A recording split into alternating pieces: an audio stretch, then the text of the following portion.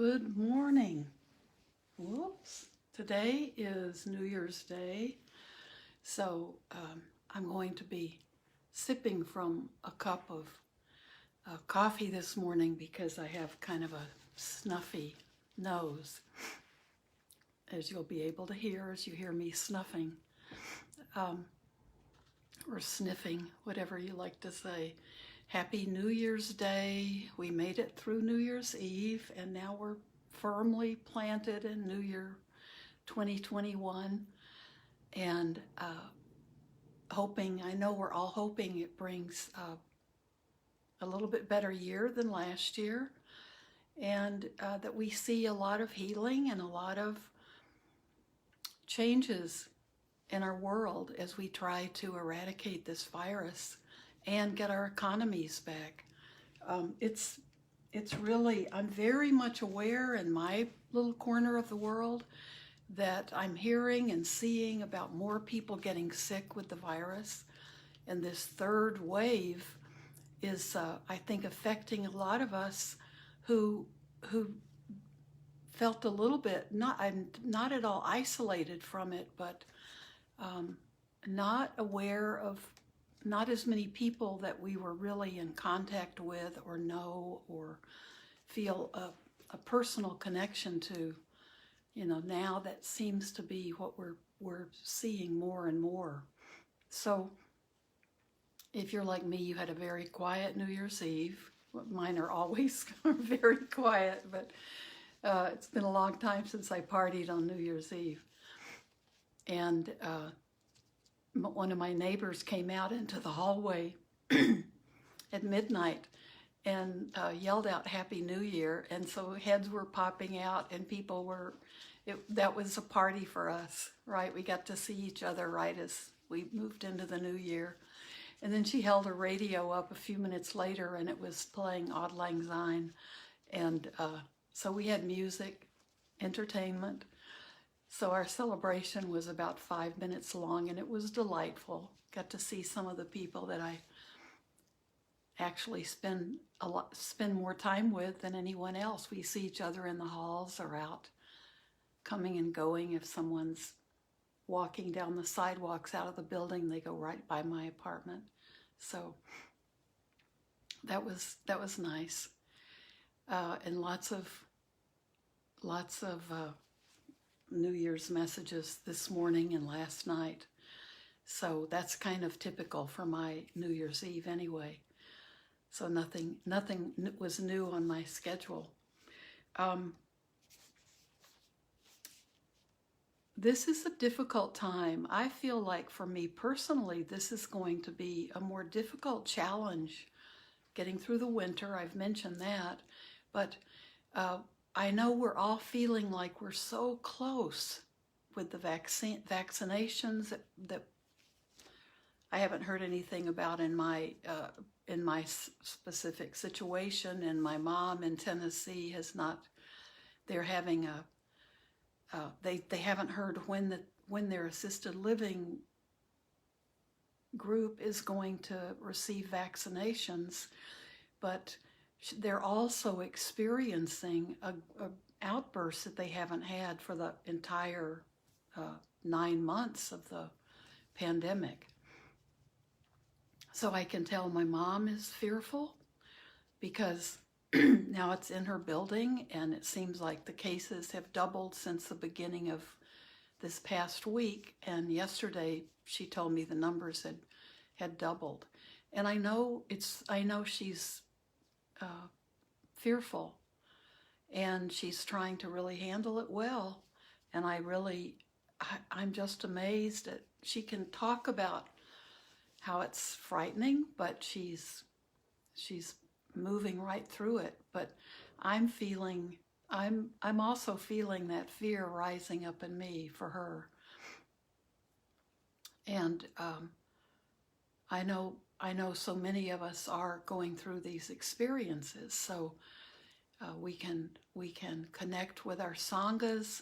We can connect with, for me, it's with the people that I see here on Facebook and the people in the classes that attend some of the same classes I do, and then may attend some of the things I'm doing, like the book group or some of the monthly discussion groups for Blue Lotus Temple, and then every 2 weeks I'm doing that same format with the Florida group. So there are people that I've been connecting with for the last 9 months, and we'll just continue on with that. And I know a lot of you are like me, and you're thinking about what classes you want to take continuing online, and what you want to be studying, or what you want to be doing in terms of Zoom and continuing online.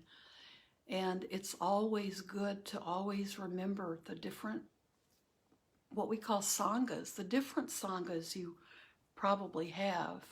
So they're your communities. And, you know, my particular interests are in Buddhist topics, and different groups of us getting together, and it becomes just a place to come where we can bring that fear or that feeling of being down and be okay with it, and be with people who are experiencing the same thing but are really working to alleviate it, and to turn inward and see how we can work with ourselves to make it through a difficult time. And you may be taking other classes, you know, academic classes, or poetry classes, or ukulele classes, which was something I really wanted to do, but it hasn't materialized yet.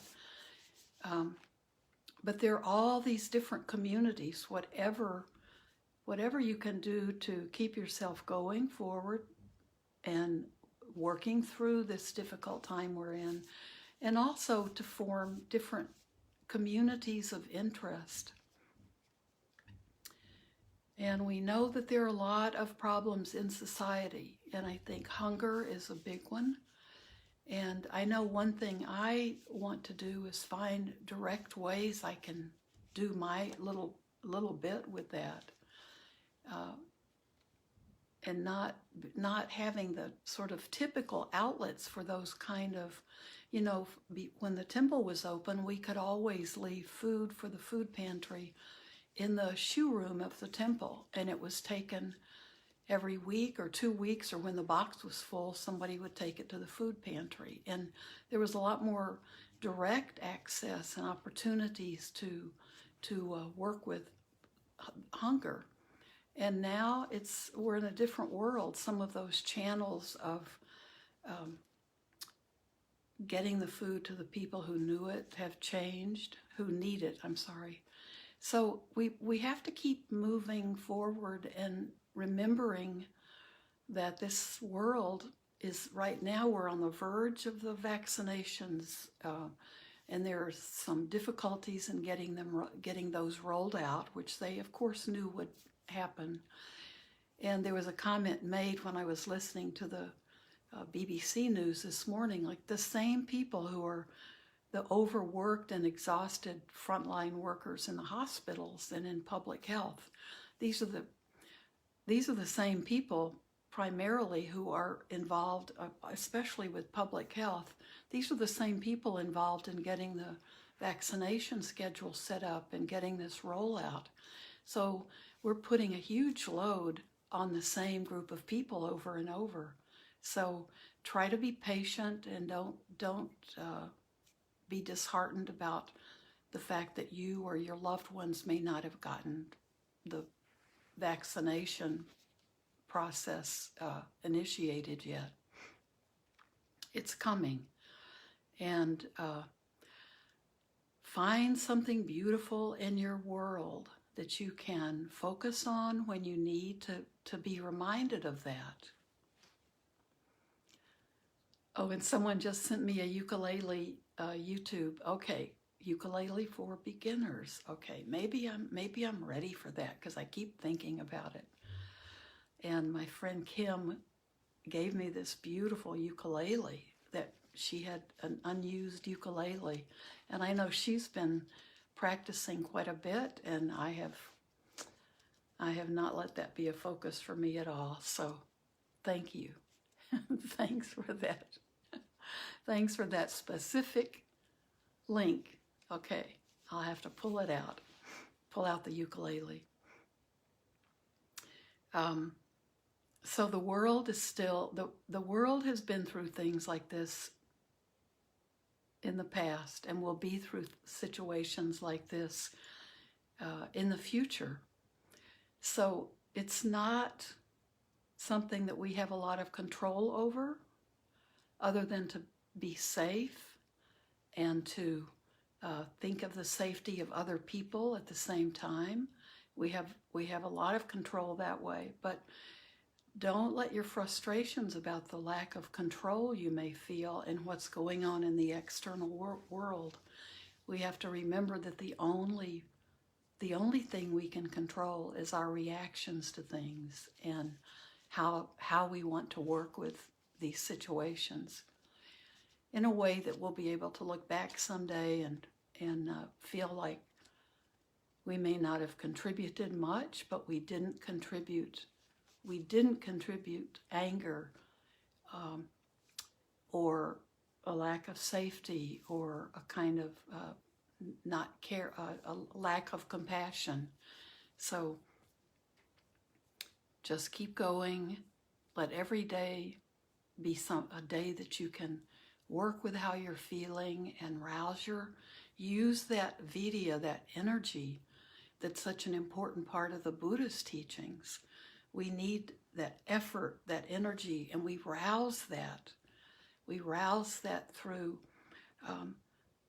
having something that we really desire to do a lot of good things in this world.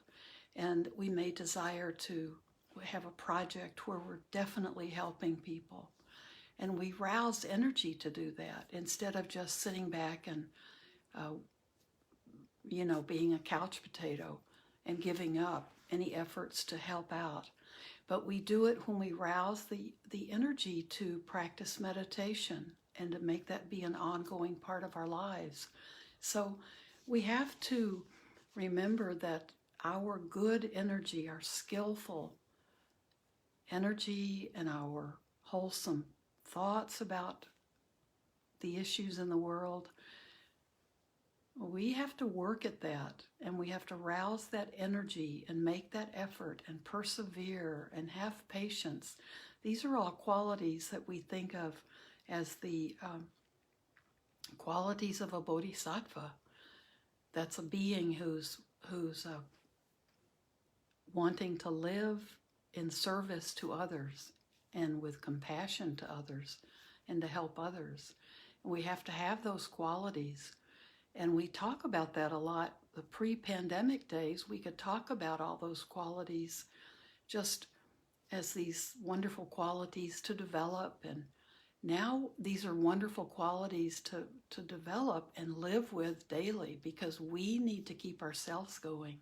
And we need to feel that what we're offering to the world is compassion and not contributing to the problems of burnout and fatigue and exhaustion that so many people are feeling. We have to be the ones, with an awareness that we need to make that energy, rouse that effort to create something better and to give something better to people we love.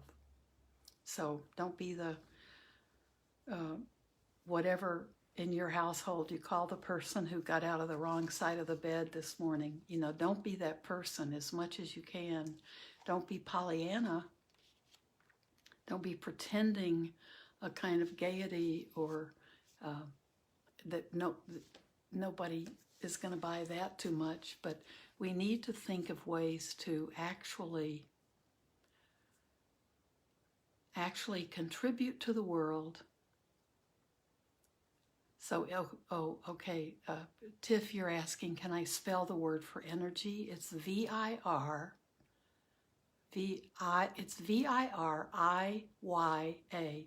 and it's pronounced vidya or virya, vidya. And it means that energy that we can arouse, and that's when we can put out the extra effort. So it's in the, we think of it when we talk about enlightenment factors, and we also think of it when we're talking about the 10 perfections. So it actually becomes part of the, when we're talking about precepts and the Noble Eightfold Path, and then the bodhisattva precepts, that's an important quality. And right effort is part of the Eightfold Path.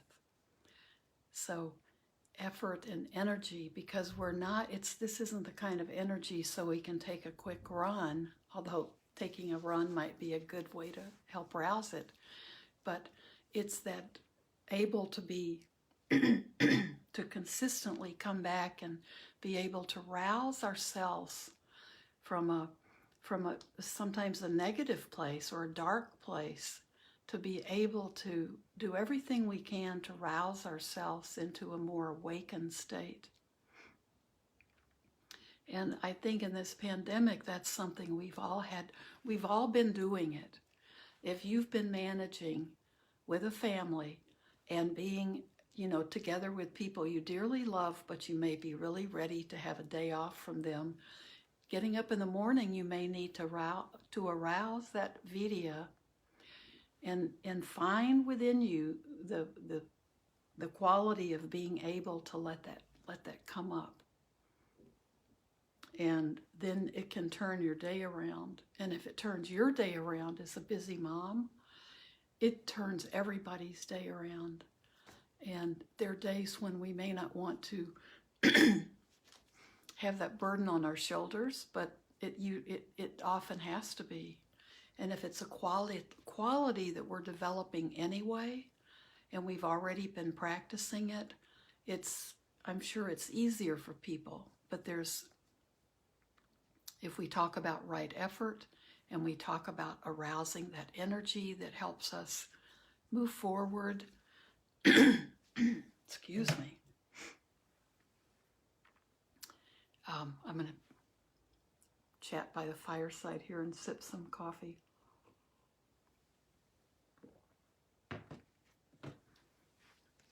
And so think about that rousing of energy, and it can just be the energy that helps us find time in the day to sit and be with ourselves. So we think of meditation as a way to relax and a way to really take a break from all of the noise around us and have a chance to go inward and be looking at our own mind and taking care of our own selves.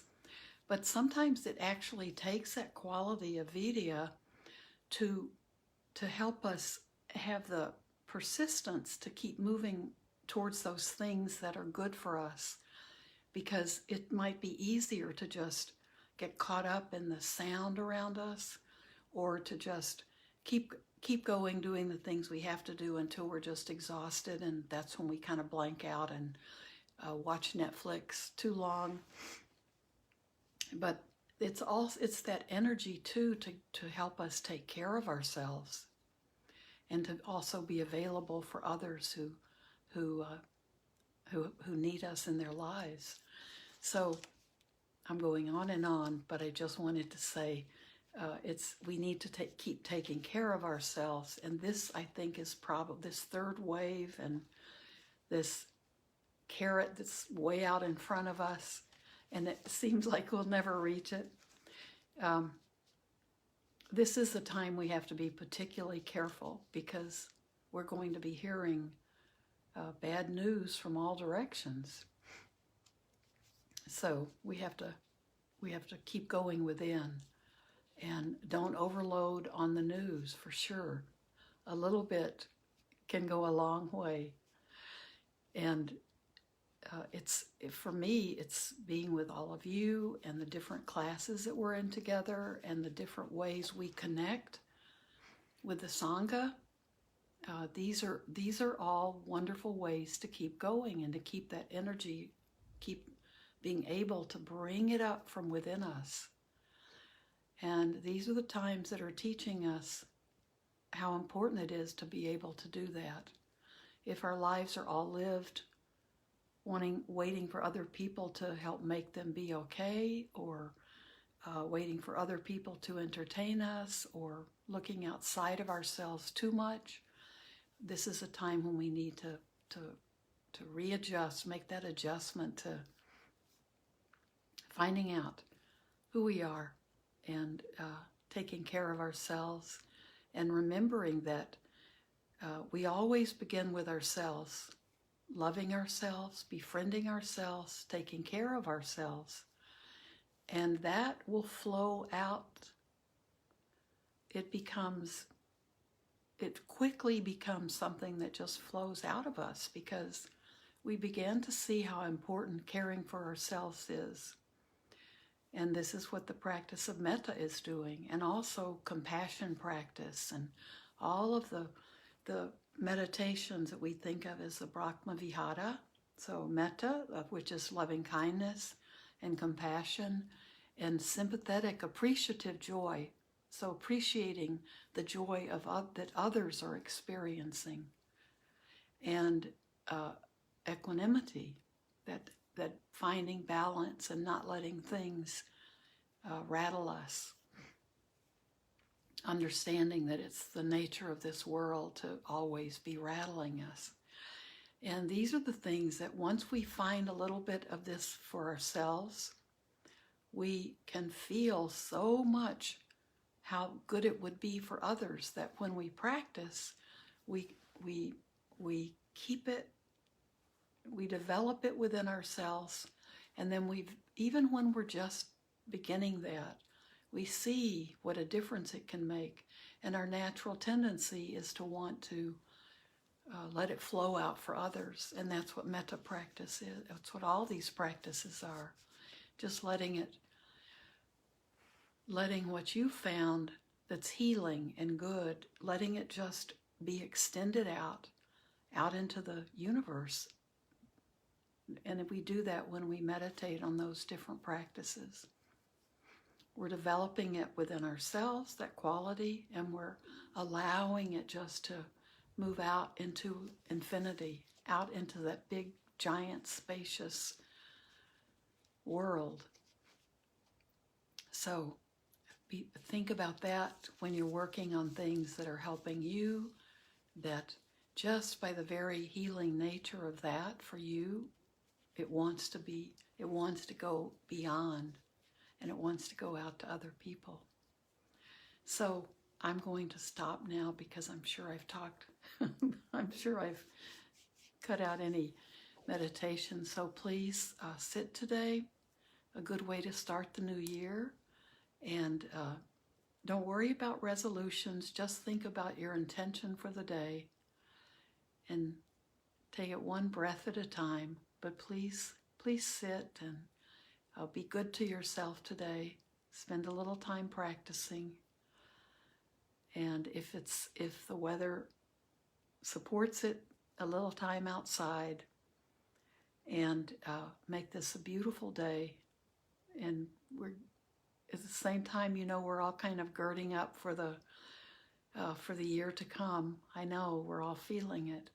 So we'll get by as long as we have connections like this. So a lot of peace to you, and joy and love, and hope your loved ones are safe. Hope they're being cared for, and for you as well. Thank you so much. I'm just going to read our favorite reminder for the year. Oh, it's beginning to snow here, so maybe I'm not going to take a walk today. And we can recite it together. I think a lot of you know it. We believe. Wrong one. May I become at all times, both now and forever, a protector for those without protection, a guide for those who have lost their way, a ship for those with an ocean to cross, a sanctuary for those in danger, a lamp for those without light, a place of refuge for those who lack shelter, and a servant to all in need. By means of this meritorious deed, may I never join with the unwise, only the wise, until the time I attain Nibbana. Thank you. Have a beautiful new year and a beautiful day. And I'll see you Sunday.